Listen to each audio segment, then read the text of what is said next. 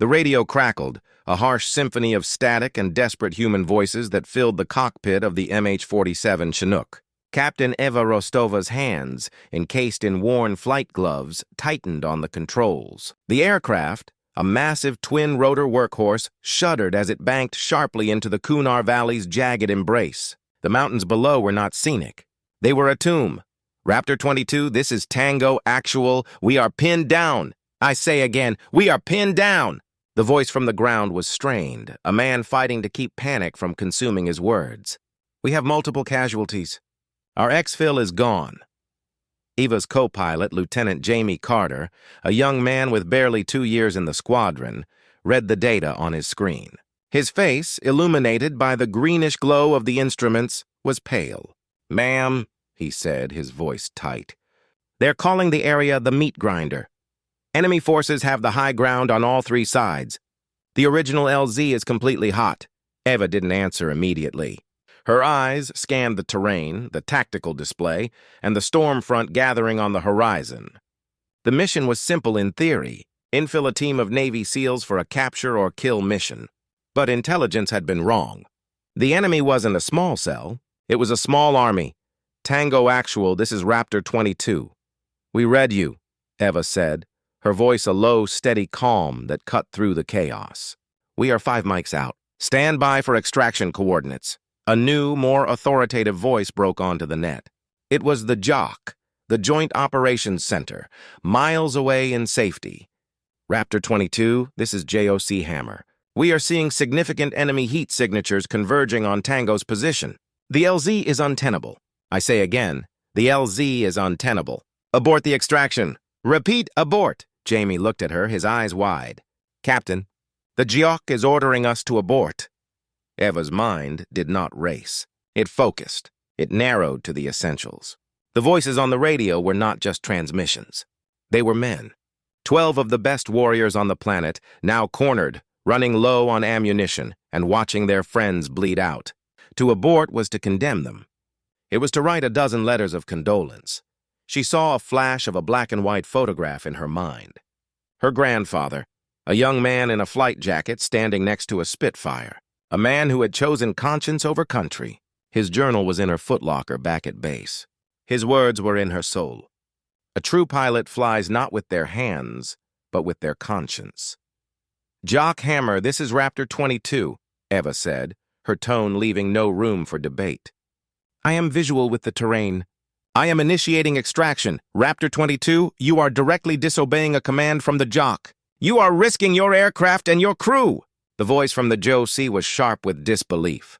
Below, Master Chief Miller heard the exchange through his earpiece. He was pressed against a rock, the sharp crack of sniper rounds pinging off the stone just inches from his head. He had seen pilots turn back for less. He had seen brave men make logical, safe decisions. Hope was a fragile, fleeting thing in a place like this. Then he heard the pilot's voice again, calm and absolute. "JOC, the risk is understood," Eva said. "We are not leaving them." She turned to Jamie, her gaze firm. "Lieutenant, run the pre-descent checklist."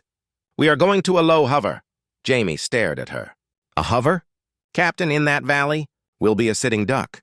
We will be their only chance," Eva interrupted, her voice softening just for him. "Now the checklist. We have a job to do." The massive Chinook began its descent, sinking into the shadowy depths of the valley. The thrum of its rotors changed, growing deeper, more menacing. On the ground, the SEALs looked up. The sight of the large helicopter descending directly into the storm of fire was something they would never forget. This was not a standard extraction. This was an act of war and an act of grace all at once. The real test was just beginning. The Chinook shuddered violently as a rocket-propelled grenade streaked past its open ramp, a tongue of fire in the dusk. The explosion against the opposite ridge sent a shockwave that rattled the airframe. Inside, Eva Rostova fought the controls, her body a tense counterweight to the bucking machine. Every instinct, every line in the training manual screamed at her to pull up, to gain altitude, to escape the kill box. But her conscience, that quiet, stubborn voice inherited from a man she'd never met, held her firm. Lieutenant Carter's voice was a high wire of tension. "Port side taking concentrated fire! They're zeroing in on us!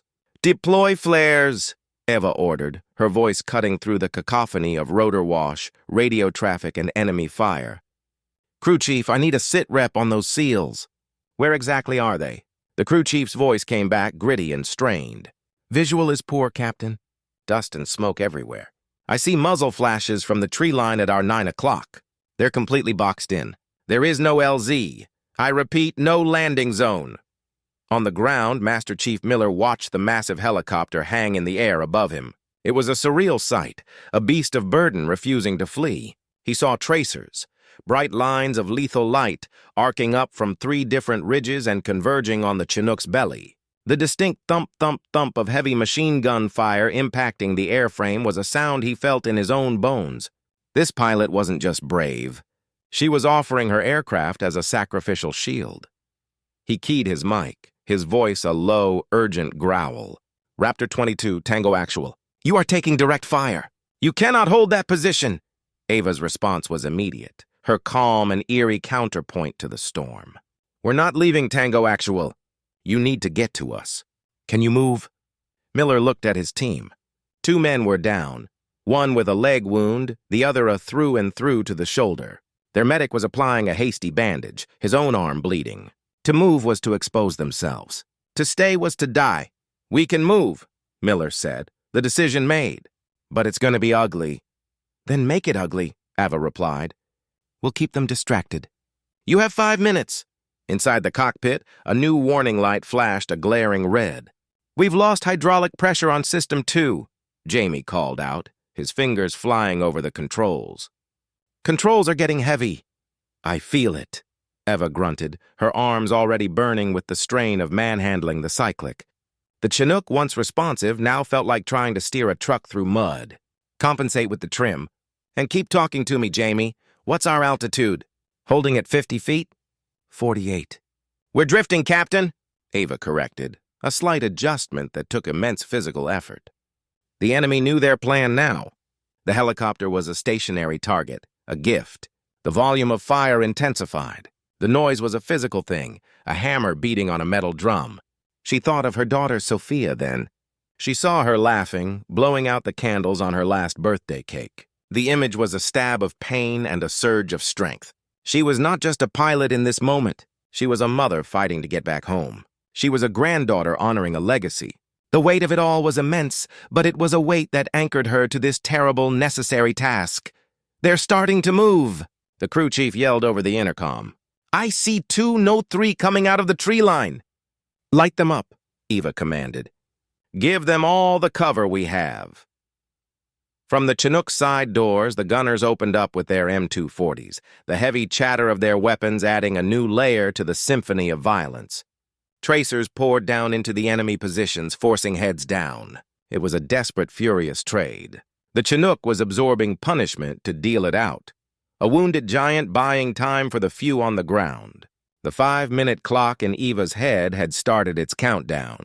Every second was a lifetime. Every second was a bullet dodged. Every second brought them closer to getting out, or to going down forever. The world had shrunk to the violent shudder of the airframe and the screaming red light on her panel. Eva's muscles burned, a deep fire-like ache that spread from her hands, clenched white-knuckled on the controls to the very core of her shoulders. The Chinook, her bird, felt like a living thing in its death throes, bucking and groaning against the storm of metal tearing into its skin. Jamie, talk to me about System 1. Is it holding? Her voice was a rasp, stripped of anything but pure focus. System 1 is nominal, but the pressure is fluctuating. Captain, if we lose primary hydraulics... Jamie's sentence hung in the air, unfinished. They both knew. They would drop like the 47,000-pound stone they were. Then we won't lose them, Eva stated, a command to the universe as much as to her co-pilot. She adjusted the cyclic, a minute movement that took immense physical force. The helicopter swayed, its nose dipping slightly before she wrestled it back level. The downwash from the rotors was now a hurricane of brown, whipping dust, rocks, and debris into a blinding shroud. It was their only defense, a man-made sandstorm. On the ground, Master Chief Miller moved. Go, go, go! He roared, his voice raw. He and another SEAL half dragged, half carried their wounded comrade, a young petty officer whose leg was a mess of blood and torn fabric. Every step was a gamble. Bullets kicked up the dirt at their feet, but the majority were now directed upward at the massive, hovering target above them. The Chinook was their shield, its very underbelly a canvas of sparks and impacts. A SEAL sprinted ahead, his weapon up, scanning the ridges. He never saw the shooter hidden in a crevice to his left.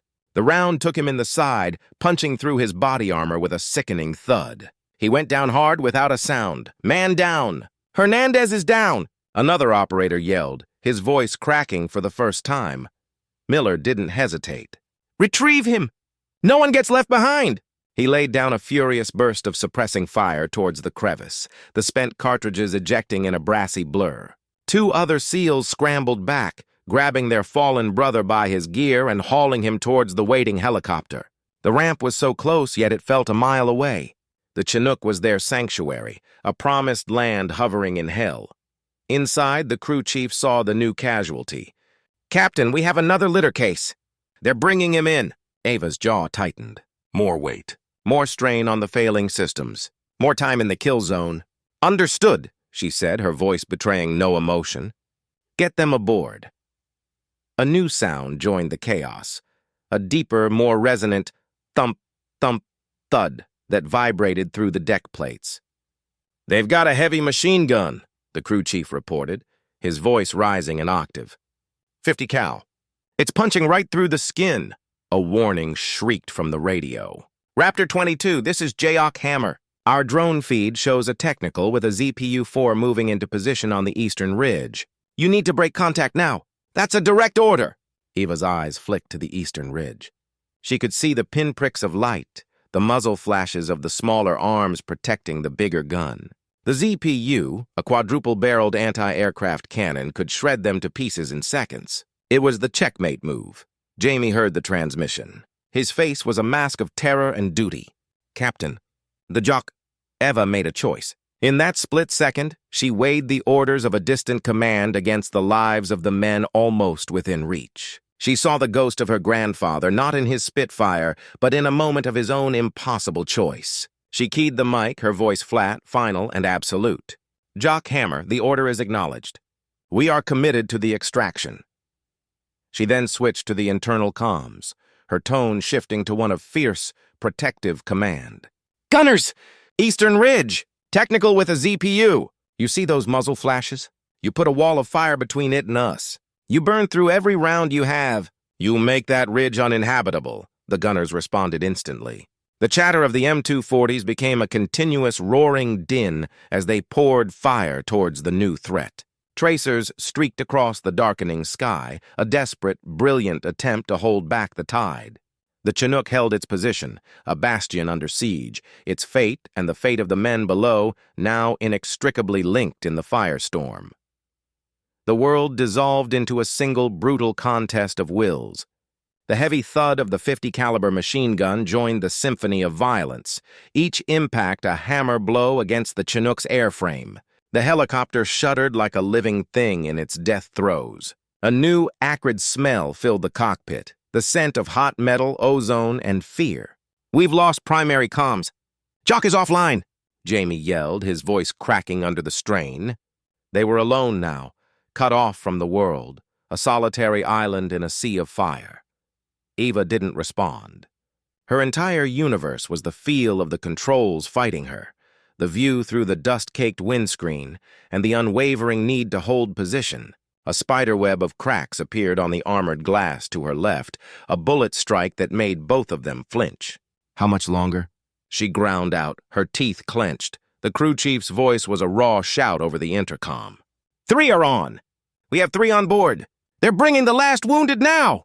3 out of 12. Time was a bleeding wound. On the ground, Master Chief Miller felt the shift in the enemy's fire. The technical on the eastern ridge was finding its range. The air around the Chinook seemed to thicken with steel. He saw 2 of his men dragging the limp form of Hernandez make a final desperate dash for the ramp. One of them stumbled, a round catching him in the leg. He fell but kept crawling, pulling his teammate with a superhuman effort born of pure brotherhood. "Miller, we're the last." Another SEAL shouted, firing controlled bursts towards a nest of muzzle flashes. Miller gave one last look around their bloody position. The rocks were scarred with bullet marks. The ground was littered with spent brass and dark stains. This was where they had almost died. This was where they were being saved. "Let's go, move!"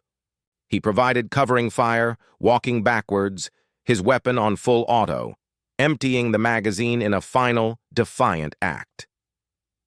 Inside the Chinook, the scene was one of controlled chaos.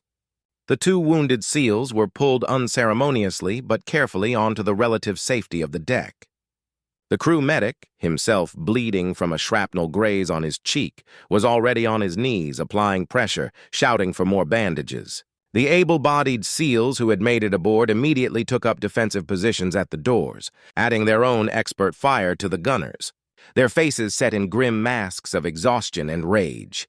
The Chinook, burdened by the new weight, sagged in the air. Ava felt it immediately, a sudden, sickening lurch. She poured more power to the engines, the turbines screaming in protest. The warning lights on the panel multiplied. Engine temperature was spiking. The strain was pushing the bird beyond its limits. "Captain, we're over torque! We're in the red!" Jamie's warning was a desperate plea. "I see it," Ava snapped, her arms trembling with the effort of holding the collective. To add more power was to risk a catastrophic engine failure. To reduce power was to drop into the waiting guns below. It was a terrible calculus. She split the difference, a minute adjustment that kept them hovering, but just barely. The aircraft vibrated so violently that it felt like it would shake itself apart. Then a new sound, a sound that froze the blood of every experienced soldier on board. It was the distinct high-pitched pop-pop-pop of the ZPU-4 finding its rhythm. A line of massive 14.5mm rounds stitched across the Chinook's tail section. The entire rear of the helicopter jerked violently. A deafening roar of tearing metal filled the air. The crew chief screamed, "Direct hit on the tail rotor! We've lost tail rotor authority!" The Chinook began to spin, a slow, uncontrollable yaw to the right. The world outside the cockpit, the ridges, the sky, the tracers, became a dizzying, whirling blur. They were no longer a stable platform. They were a dying bird beginning its final, fatal spiral. On the ramp, Master Chief Miller, 1 foot on the metal, 1 foot on the hellish ground, looked up and saw the spinning cockpit. He knew what it meant. They were all dead. They had come so close, only to fail at the very end. He prepared for the impact, the fireball, the end of everything. The world became a sickening carousel. The Kunar Valley spun outside the cracked cockpit windows, a dizzying blur of brown rock and orange tracer fire. The deafening roar of the damaged tail rotor was a beast screaming in pain. Alarms shrieked in a discordant chorus, and the controls in Eva's hands went loose, then viciously tight, fighting her with a mind of their own. "She's not responding," Jamie yelled, his voice swallowed by the chaos. Eva's stomach lurched. This was it. The flat spin. The unrecoverable death spiral every helicopter pilot feared. In the cabin, men were thrown against the webbing, the wounded crying out in fresh agony. Master Chief Miller, clinging to the ramp's edge, felt the centrifugal force trying to pull him out into the void. He locked his arms, his muscles screaming, and looked forward. He could just see the back of Eva's helmet, jerking violently as she fought the dying machine. He had seen courage today, but what he saw now was something else entirely. It was a refusal to accept physics, a defiance of fate itself. Eva's mind, for a single crystal-clear second, detached from the terror. It didn't go to her daughter, or her grandfather, or any memory at all. It went to a simulator session years ago, an instructor with a calm voice drilling into them the unthinkable procedure for this exact catastrophic failure. A procedure so counterintuitive it felt like suicide. You must push the cyclic forward. You must dive into the ground. "Jamie!" she barked, the authority in her voice slicing through the bedlam. "I need full left pedal now. And when I say, lower the collective all the way, Captain, that will kill our lift. We'll drop." "That's an order, Lieutenant. Do it." She took a deep breath, her heart hammering against her ribs. The ground was a spinning plate rushing up to meet them. She shoved the cyclic forward. The nose of the spinning Chinook dipped violently. The sensation was horrifying, a deliberate nosedive from 100 feet. A collective gasp or perhaps a prayer came from the cabin. They were plummeting. "Now, Jamie!" Collective down! He slammed the lever. The roar of the main rotors changed pitch, their bite on the air lessening. The spin began to slow. The blur outside resolved into distinct shapes, rocks, a dry riverbed, the enemy positions. They were falling fast, but they were no longer spinning. Ava's hands danced across the controls, a pilot possessed. She goosed the throttles, demanding every last ounce of power from the screaming engines. "Come on, baby. Come on," she whispered to her aircraft. A lover's plea. The main rotors caught the air again with a jarring lurch. The dive began to shallow. They were still falling, but now it was a controlled crash. She flared the aircraft, pulling back on the cyclic, trading their remaining forward speed for a last-second cushion of lift. The impact was tremendous. The Chinook slammed into the rocky valley floor with a sound of crushing metal and shattering composites. Everyone and everything not tied down was thrown forward. The air was knocked from Eva's lungs. Her head snapped forward, the helmet strap digging into her neck. For a moment, there was a deafening silence, broken only by the pinging of hot metal and the moan of the wounded. Then the training kicked in. "Egress! Egress! Everybody out!" the crew chief yelled, his voice raw. SEALs and crew alike scrambled, unbuckling, dragging the wounded towards the doors and the ramp, expecting the fuel tanks to ignite at any second. Eva shook her head, her vision swimming. She looked at Jamie. He was pale but unhurt. "You okay?" she asked. He just nodded, his eyes wide with a mixture of terror and awe. You saved us!" She didn't answer. She looked out at the scene. Her Chinook was wrecked, its fuselage bent, its tail boom a mangled mess. But it was on the ground, and they were alive, for now. The enemy fire, which had ceased during their death spiral, now began to pick up again. They were down, but they were not safe. They had traded a death in the air for a last stand on the ground. The fight was far from over. The sudden, crushing silence after the rotor noise was as shocking as the impact itself. For a single, suspended second, there was only the pinging of hot metal and the groan of tortured airframe. Then the world rushed back in. "Get out! Get out! This thing could blow!" The crew chief's voice was a ragged roar, cutting through the daze. The cabin erupted into a controlled frenzy of survival. SEALs, trained for this very moment of catastrophic failure, were already moving, unbuckling harnesses, grabbing the wounded and shoving them towards the exits. Master Chief Miller, his ears ringing, shook his head to clear it. His first coherent thought was of the pilot. He looked toward the cockpit. Smoke, acrid and thick, began to seep from the console between the two pilots. "The cockpit!" he yelled, pointing. Two of his men, understanding instantly, broke from the exodus and moved forward, fighting against the tide of bodies heading for the rear. Eva coughed, her vision blurry from the impact. A sharp pain shot through her ribs.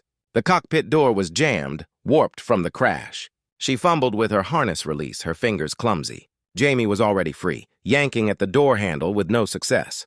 "It's stuck!" he shouted, panic edging back into his voice. Just then, the door was hit from the other side with a solid, powerful thud. Again. And again. On the third impact, it flew open to reveal two grim-faced SEALs. "Time to go, Captain," one of them said, his voice flat and urgent. He didn't wait for a reply. He grabbed Eva by the arm of her flight suit and pulled her from the seat. The other did the same for Jamie. They were half-dragged, half-carried through the smoky cabin and out onto the hard, rocky ground. The cold night air was a slap in the face. They had crashed in a relatively flat part of the riverbed, their wrecked Chinook providing a pathetic, smoldering wall of cover. But the enemy had seen them go down. The fire began again, first a few sporadic shots, then building into a steady crackle. Rounds snapped overhead and ricocheted off the rocks around them. "Defensive perimeter! Now!" Miller bellowed, his voice reclaiming its natural command. The able-bodied SEALs moved with practiced efficiency, forming a tight circle around the crash site, using the wreckage and the larger boulders for cover. Their weapons came up, and the disciplined, precise fire of the SEALs began to answer the enemy's wilder shooting. The Chinook's gunners, having escaped their turrets, joined the line, using their M240s to lay down devastating, suppressing fire. Eva found herself crouched behind a wheel strut, her service pistol in her hand, a weapon that felt absurdly small and useless in this kind of fight. She was a pilot, not an infantryman. This was not her world. She watched the SEALs work. Their movements were economical, their communication a series of sharp-clipped hand signals and single words. They were a machine, a perfect, lethal machine, and they were now fighting for their lives because of her decision. Miller slid in beside her, his M4 held tight. "You hurt, Captain?" She shook her head, though her entire body ached. "I'm fine." "Your men, the wounded." "We've got them in the best cover we have," he said, his eyes constantly scanning the ridges. "My medic and yours are working on them." He paused, firing a controlled 3-round burst at a muzzle flash. "That was the best damn piece of flying I have ever seen. And I've seen a lot." Eva didn't know what to say. Her bird was destroyed. They were surrounded. It felt like anything but a success. "I got you shot down, Master Chief." He looked at her, his gaze steady even as a bullet sparked off the metal next to his head. He didn't even flinch. "No, ma'am. You got us out of the sky before that ZPU cut us in half. You bought us a chance. Now, we just have to hold it." He pointed to a small, clear patch of ground a few yards away. "Can you call for help? Our radios are fried." Eva's heart leapt. The survival radio.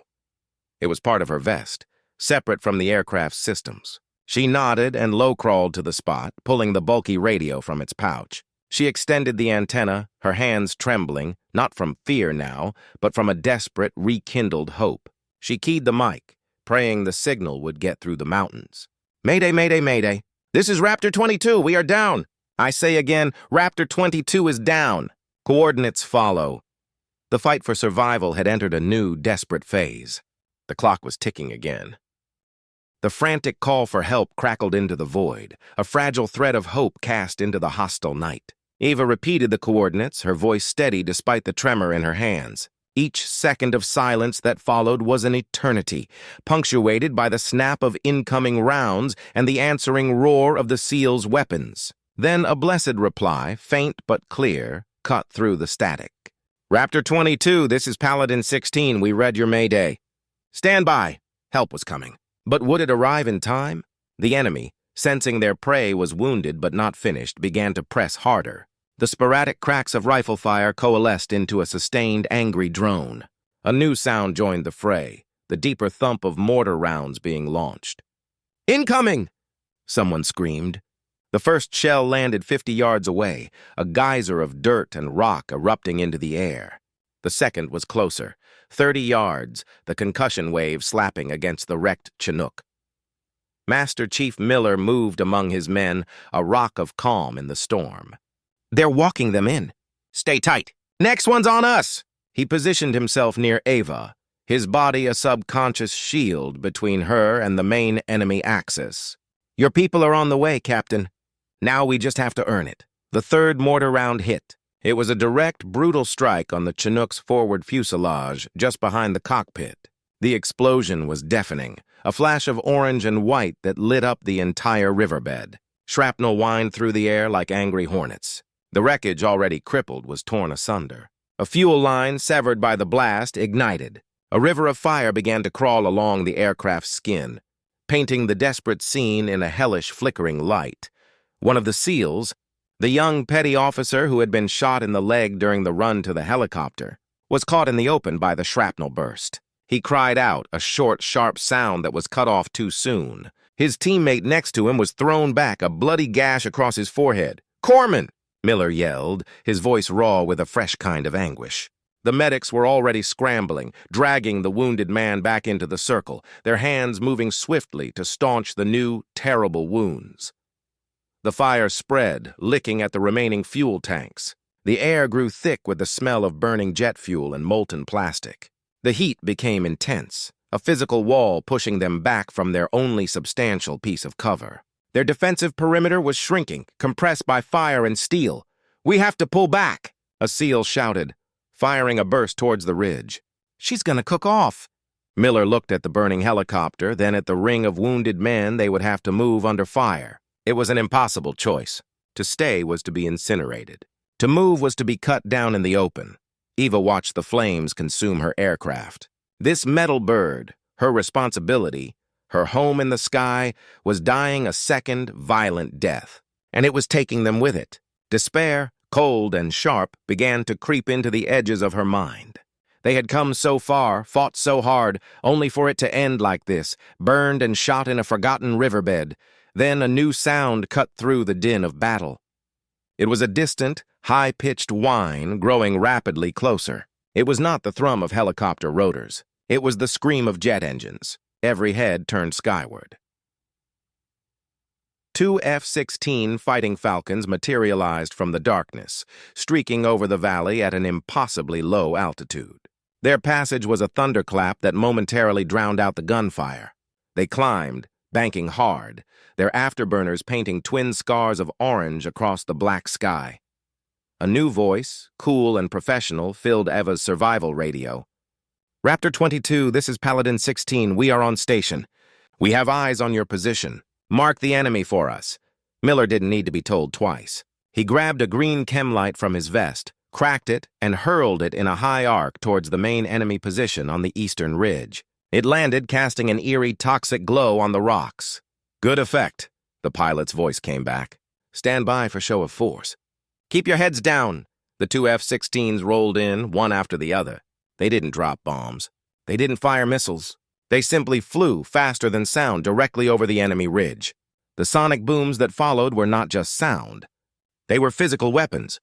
The concussive waves hit like a fist from God, shaking the very ground they stood on. On the ridge, the effect was catastrophic. The enemy fire ceased instantly, replaced by a stunned, terrifying silence. The psychological impact was absolute. The cavalry had arrived, and it had brought the wrath of the sky with it. For the first time since the crash, they had a real chance.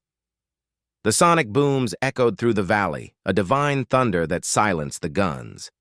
In the ringing quiet that followed, the only sounds were the crackle of the burning Chinook and the ragged breaths of the survivors. The enemy, stunned and terrified by the overwhelming display of power from the F-16s, had broken. Their will to fight had been shattered by the sound of the sky itself tearing apart. Then came the sound they had been waiting for. A deep, steady, and beautiful thrumming from the west. 2 Black Hawk helicopters, escorted by a pair of Apache gunships, emerged over the ridge. The Apaches swooped low, their 30mm chain guns scanning the terrain, a silent, deadly promise to anything that dared to move. The Black Hawks descended into the riverbed, their rotors kicking up a storm of dust and pebbles, landing 50 yards from the burning wreck. "Load 'em up! Fast and clean!" Master Chief Miller's voice was hoarse but filled with renewed strength. The SEALs moved with a final, weary surge of energy. The wounded were lifted gently but swiftly, carried on makeshift litters of rifles and body armor towards the waiting birds. The medics ran alongside, continuing their work. Eva stood, her legs feeling weak. She watched the organized chaos, the seamless transfer of her crew and the soldiers from one dying refuge to another. Jamie was already helping to carry a SEAL with a bandaged head. The crew chief, his own arm in a sling, was directing his gunners. They had all done their part. They had all survived. Miller walked up to her. Soot and sweat streaked his face, but his eyes were clear. "Time to go home, Captain." He gestured towards the lead Black Hawk. Eva took one last look at the smoldering remains of her Chinook. The flames reflected in her eyes. It was a tombstone for the most terrifying and defining hour of her life.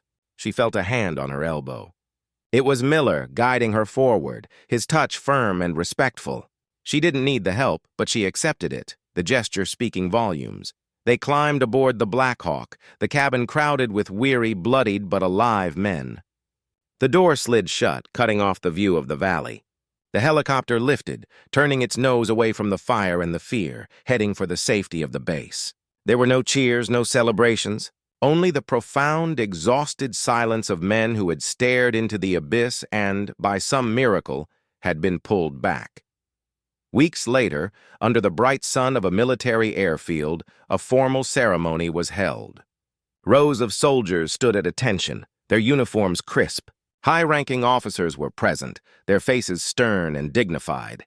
Eva Rostova stood in front of them, her own uniform bearing new ribbons. A general spoke into a microphone, his voice echoing across the tarmac, recounting a sanitized version of the events in the Kunar Valley. Words like exceptional bravery and conspicuous gallantry floated in the air, but Ava barely heard them. Her eyes were fixed on the small group of men standing off to the side, out of formation. They were the SEALs from her crash, some still on crutches, all of them in their dress uniforms. They were not looking at the general. They were looking at her. The general finished his speech and pinned a distinguished flying cross onto her chest. The audience applauded politely. As the ceremony concluded and the formation began to break up, Master Chief Miller walked towards her. He stopped before her, not with the formal precision of a salute to a superior officer, but with the quiet respect of one warrior to another. He didn't say a word. He simply reached out and took her hand. He pressed a heavy, cool metal object into her palm. It was his unit's challenge coin, embossed with an anchor and an eagle. It was worn from years of carry, its edges smooth. It was the highest token of respect his tribe could offer. "My grandfather flew in Guabudfu," Miller said, his voice low, for her alone. "He told me they had a saying, 'Courage is the price that life exacts for granting peace.'" He looked towards his men, then back at her, his gaze deep and knowing. "Captain, you paid that price in full for all of us up there." Eva closed her fingers around the coin. Its weight was insignificant, but its meaning was immense. The medal on her chest was for the record books. This coin, this silent nod from the most hardened warriors on the planet, was for the soul. She had gone into the Firestorm a pilot. She had come out something more. And as she stood there, the coin held tight in her hand, she knew the memory of that impossible hover would forever be her quiet, unshakable peace.